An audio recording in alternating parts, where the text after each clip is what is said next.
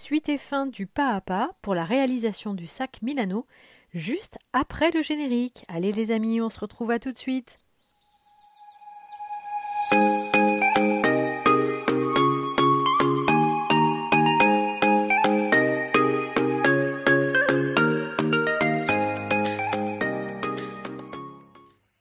Arrivé à ce stade, ce qui va nous être demandé, c'est de créer une bordure de mailles serrées tout autour pour apporter de la régularité et puis pour continuer à créer le bord supérieur du sac. Donc là, simplement, je viens récupérer mon fil et je fais ma première maille serrée. Voilà. Et ainsi de suite, tout en intégrant le fil de démarrage pour le cacher. C'est plus facile de cette façon-là. Voilà.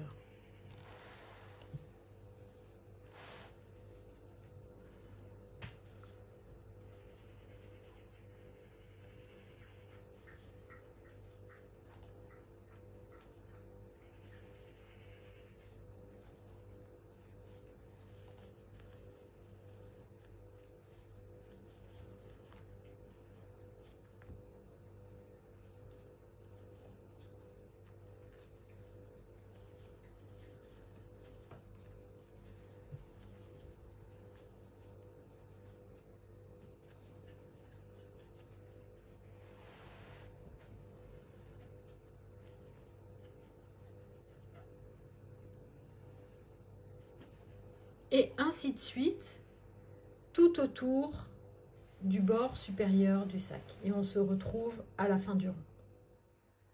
Me voilà arrivé à la fin de mon rang de mailles serrées. Et je vais vous montrer comment le clôturer. Là, ce qu'on va faire, c'est qu'on va maintenant réaliser 2 rangs de mailles serrées en V, à savoir en piquant le crochet au centre de la maille serrée, non plus sous les 2 brins, comme on vient de faire, comme ça, mais à l'intérieur du V de la maille serrée. Voilà, donc là, pour clôturer ce rang-là, ce que vous allez faire, c'est que vous allez venir chercher, passer votre crochet sous les 2 brins, comme ça. Vous venez récupérer votre boucle et vous la faites passer comme ceci sous les 2 brins. Voilà. Maintenant, vous allez la réduire. Là, c'est juste pour que vous voyez bien sur la vidéo. Donc, vous tirez votre fil, vous la réduisez un petit peu. Voilà. Et maintenant, vous allez venir piquer votre crochet dans le V de la maille serrée au centre, comme ceci. Voilà. Et vous allez passer le crochet dans la boucle, puis récupérer le fil de la bobine à l'intérieur. Et donc, votre fil sort au milieu du V.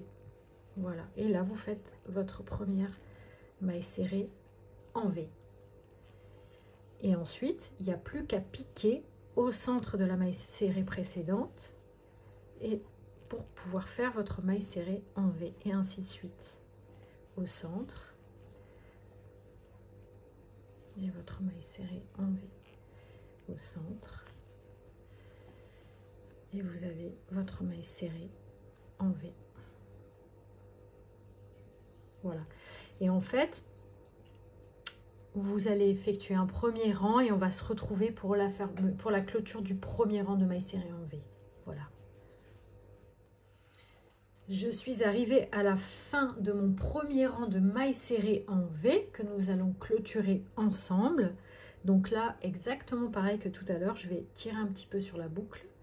Avec mon crochet, je vais venir passer sous les 2 brins de la première maille du rang. Comme ça, je viens récupérer ma boucle que je fais passer en dessous, comme ça, voilà. Donc là, vous voyez, je suis en train de clôturer ma dernière maille. Je vais simplement tirer un peu sur le fil de la bobine pour équilibrer, voilà, pour que ce soit équilibré avec les autres mailles. Et là, je vais passer mon crochet dans le V de la maille serrée au milieu. Oups! Je viens récupérer, donc je passe dans ma boucle et je viens récupérer mon fil tout doucement. Voilà, vous voyez, et là j'ai fait exprès de l'élargir pour que vous voyez bien. Donc je fais ressortir mon fil et ma boucle dans la maille en V et je vais faire la première maille serrée en V du second rang. Donc là en fait on va faire un deuxième rang de mailles serrées en V pour créer le même visuel que les latéraux du sac. Voilà ce qu'on a fait sur les côtés, on fait exactement la même chose et on se retrouve à la clôture de ce rang là. Le second rang de mailles serrées en V est terminé, nous allons le clôturer ensemble. Donc là exactement pareil, je tire un petit peu sur la boucle, je viens passer mon crochet sous les deux brins de la première maille serrée du rang, je viens récupérer ma boucle que je passe voilà en dessous comme ceci, je viens ajuster et tirer le fil pour créer la même distance et quelque chose d'équilibré au niveau des mailles. Voilà, et là cette fois-ci en fait nous allons le fermer différemment, puisque ce que je vous propose, c'est que là, on a fini le même motif que sur les latéraux du sac. Donc là, j'avais envie de créer un rabat en maille serrée à l'intérieur. Donc, ce que je vous propose de faire, c'est qu'à compter de maintenant, nous allons effectuer quelques rangs de mailles serrées classiques.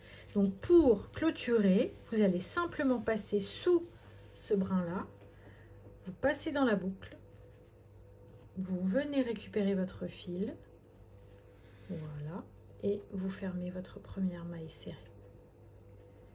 Et là vous pouvez aisément commencer votre rang de mailles serrées classiques.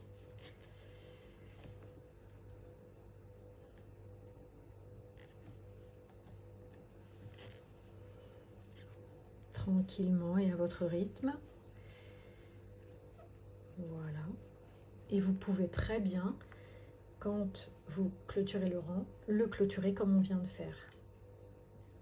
Et là, on va créer quelques rangs à la suite de mailles serrées et on se retrouve, allez, on se retrouve d'ici 5 rangs pour voir ce que ça donne. Donc, je suis arrivée à mon 5e rang de mailles serrées classiques. Alors, on va le clôturer ensemble. Comme ça vous fera un petit rappel. Donc voilà, je passe sous les deux brins de la première maille du rang. Je viens récupérer mon fil. Comme ça, je tire dessus pour l'équilibrer, pour qu'il soit équivalent aux autres mailles. Voilà, que ce soit quelque chose de joli. Voilà. Je peux même tirer encore un tout petit peu. Je passe en dessous. Je passe dans la boucle. Je viens récupérer le fil de la bobine et je fais une maille serrée. Voilà, donc ça c'était juste pour vous montrer comment clôturer le rang. Et en fait, si je regarde dans ce que je désirais faire, je souhaitais faire un rabat intérieur. Voilà.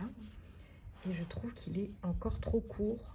Donc je vais rajouter 4 ou 5 rangs. Voilà, pour que ce soit plus joli à l'intérieur. Mais vous pouvez vous arrêter là et puis vous n'êtes absolument pas obligé de faire ça. Donc là, on va fermer ensemble le 9e rang. On va cacher le fil et ensuite nous allons passer, donc nous allons le rabattre à l'intérieur et nous allons placer les mousquetons pour créer l'anse du sac. Donc là, je vais couper le fil. Voilà. Je vais le tirer et avec l'aiguille tire-laine, je viens passer sous les deux brins de la première maille serrée du rang. Voilà, comme ça. Et puis, je vais venir. Alors, peut-être qu'en zoomant un peu plus, vous allez voir un peu plus. Voilà. Je vais venir passer à l'intérieur, vous voyez. En fait, l'idée, c'est vraiment de recréer une maille serrée. Donc, je passe là. Voilà. Comme ça. On l'a déjà vu, je vous l'ai montré ça dans le sac chance pour le fond du sac. Mais on le revoit là, vous voyez, comme ça. Hop, impeccable. On ne voit pas de différence. Alors, n'hésitez pas à bien tirer le fil pour créer des mailles qui soient harmonieuses. Voilà. Et maintenant, ce qu'on va faire, c'est qu'on va cacher le fil à l'intérieur.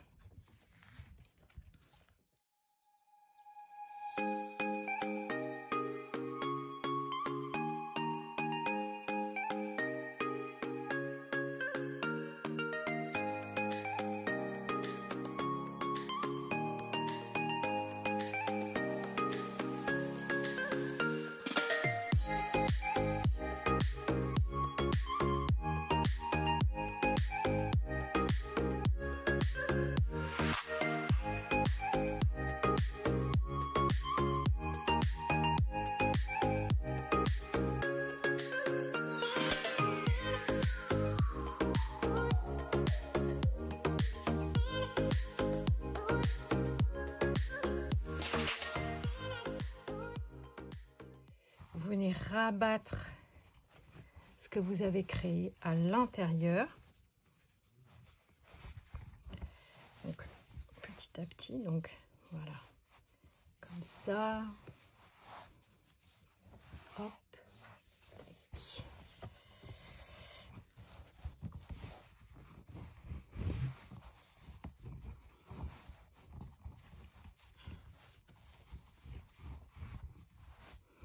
Comme ça, si vous ouvrez, vous voyez, vous avez le rabat.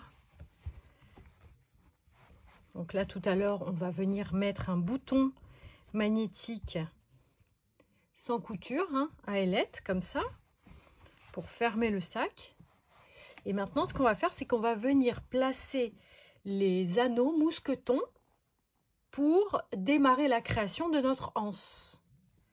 Alors, j'ai pris des mousquetons qui font un diamètre 4,5 à l'extérieur et 3,5 à l'intérieur. Voilà. Après, vous pouvez les prendre plus gros ou un petit peu plus petit, mais pas trop non plus, parce que sinon, ça passera plus là, ici, entre les bords du sac et l'anse. D'accord? Donc, ce qu'on va faire, c'est que on va situer à peu près où est-ce qu'on aimerait mettre notre anneau. Pas trop vers l'extérieur, pas trop vers l'intérieur non plus. J'ai envie de dire à peu près par là, quoi. Voilà. Après, on peut le descendre un peu aussi. Allez, si on se fixe là, on se fixe le long de la première bordure. Comme ça. Donc là, je passe à travers. C'est juste pour me faire un repère, pour voir à peu près où j'atterris de l'autre côté. Voilà. Et ben, je suis exactement dans le même axe. Comme ça. Donc là, l'idée, ça va être de passer par là avec le mousqueton. Donc là, je passe comme ça. Donc, voilà. Je vais aller en face. Alors, ils sont vraiment super pratiques ces anneaux mousquetons. Donc, on va regarder de quel côté. Eh ben, écoutez, voilà, je pourrais le décaler ici si je veux vraiment pinailler. D'ailleurs, je pense que je vais le faire. Décaler un tout petit peu pour que ce soit vraiment centré. Donc, je vais essayer, voilà, de décaler un tantinet. On va voir le résultat.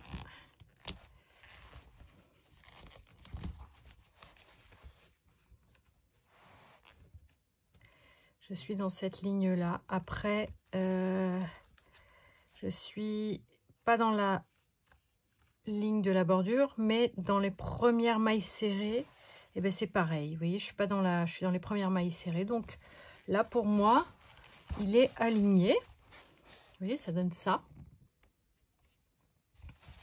Voilà. Donc là, on va faire exactement pareil de l'autre côté. Hein, et puis, une fois que vous l'avez fait, on se retrouve pour faire l'anse. Pour créer l'anse, j'ai préalablement coupé environ 9 mètres de fil noir.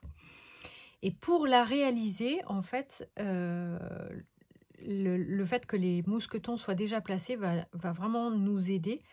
Parce que comme le corps du sac est rigide, ça va les maintenir à leur place, enfin plus ou moins. Et ça va nous permettre de créer et d'avoir la bonne longueur pour l'anse. Parce que dans ce modèle, je souhaite que l'anse elle soit relativement courte, ce qui va faire environ 40 cm à peu près.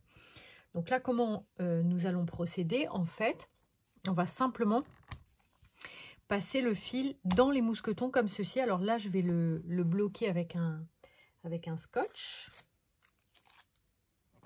Voilà. Et l'idée, c'est simplement de faire passer le fil comme ça dans les mousquetons.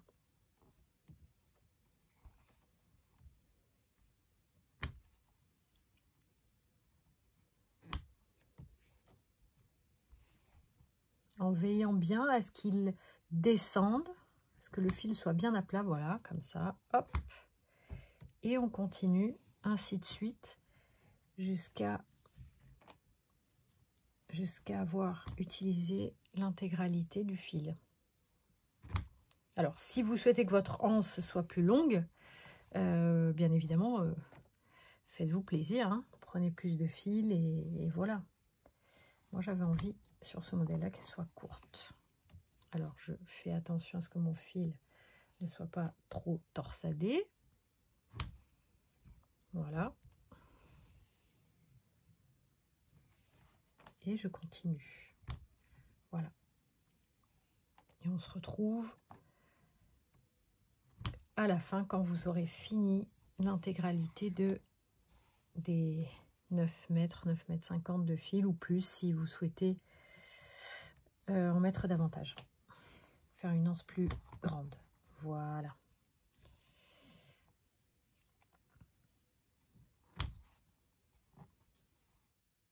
Maintenant, ce que nous allons faire, c'est que nous allons rigidifier, renforcer notre anse avec le fil que nous avions conservé à la fin de la deuxième bobine de fil bronze, quand on a fini le grand rectangle pour créer le corps du sac.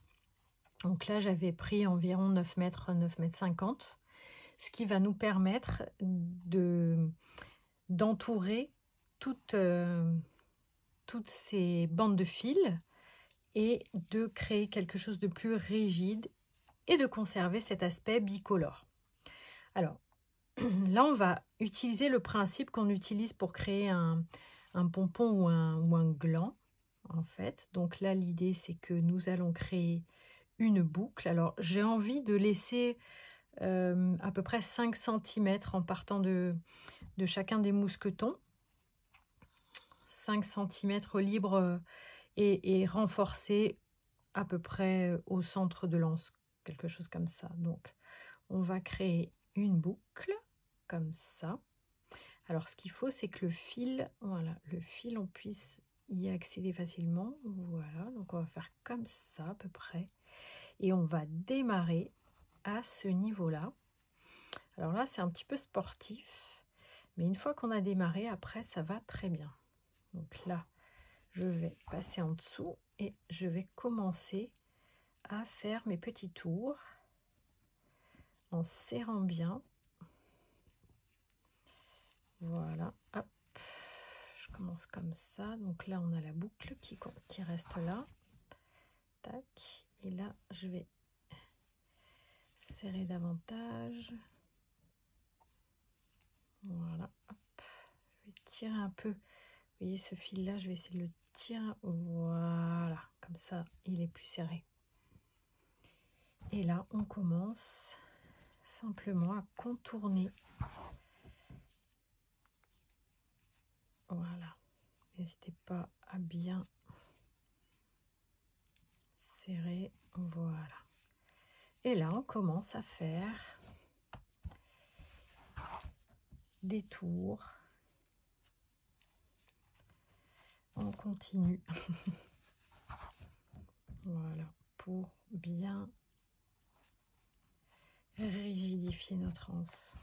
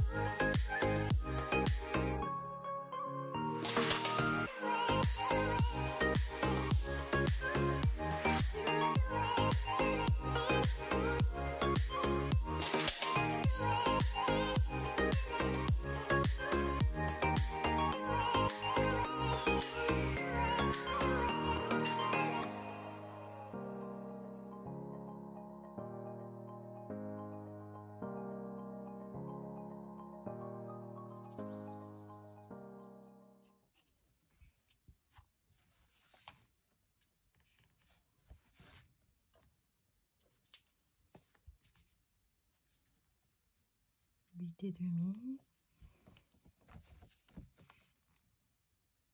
8 et demi. Donc là, pour clôturer, vous passez le fil dans la boucle, comme ceci. Et en fait, vous allez récupérer celui-ci et vous allez tirer. Vous voyez? Voilà. Tirez encore. Oups. Pour bien venir le sécuriser. Alors, n'hésitez pas à voilà, bien rectifier. Mais vous pouvez encore le tirer tout doucement pour ne pas détruire votre travail, mais au moins vous le bloquez et vous le mettez en sécurité.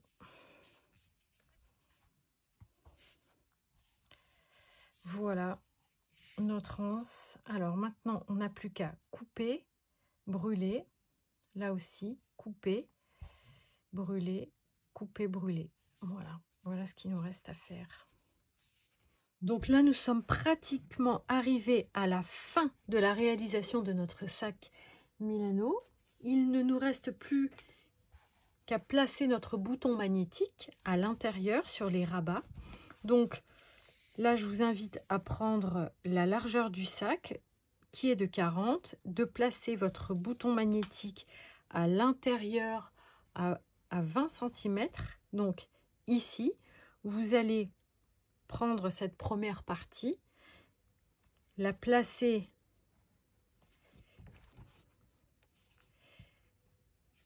voilà entre les mailles, au milieu de cette partie-là également. Vous retournez votre travail, votre sac, vous prenez la petite plaque, voilà, et là vous allez vous aider d'une pince pour rabattre les ailettes. Donc moi j'utilise une pince comme ça, mais vous pouvez très bien utiliser un autre outil et vous venez rabattre chacune des ailettes comme ceci, et vous allez faire la même chose de l'autre côté avec l'autre partie du bouton magnétique.